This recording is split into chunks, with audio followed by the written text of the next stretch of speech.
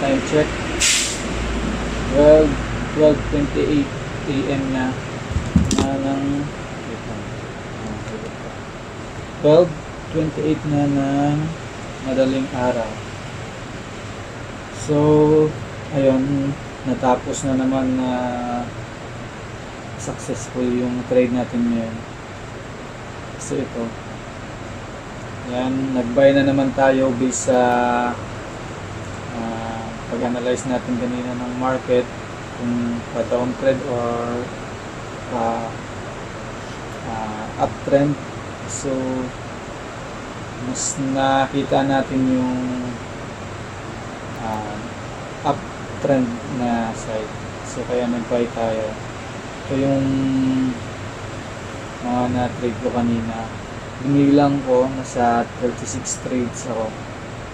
Ito sa history sa 36 trades ko sa scalping, 5 lang yung natalo ko. Ito, negative 5, negative 27, negative 18, negative 29, negative 22, yan lang. Yan, tapos yung iba ito na positive 16, $66, $55, 15, 56, 50, 40, 40, 40 yan. Yan ang panalo natin. Ito yung date, August 28, 2025. Yan yung mga trades natin ngayon. Okay. So nag-profit tayo ng, sa last video ko, naipakita ko naman sa inyo yung balance ko. So yung last balance ko bago ako nag-trade ngayong gabi ay sa $4,773. So ngayon ito na siya. Ito na yung new balance ko, ito sa ilalim. Yan, $5,546.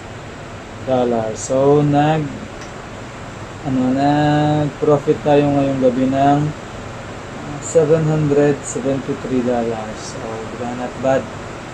36 trades, 5 loss at 31 wins.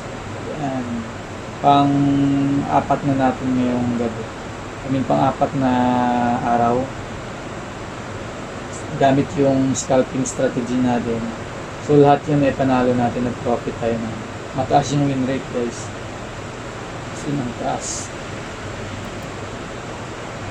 Last trade natin bukas kasi Sabado Linggo close yung market sa Forex, kaya pahinga muna tayo. Last natin trades bukas, hopefully may panalo ulit natin para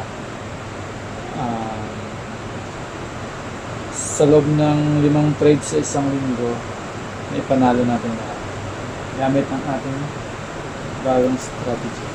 And guys,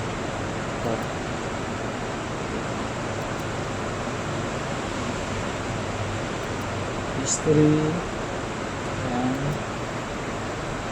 ito lang yung mga natalo natin, tapos panalo na yung iba.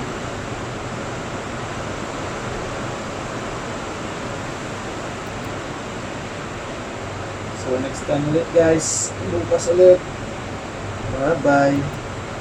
Hey.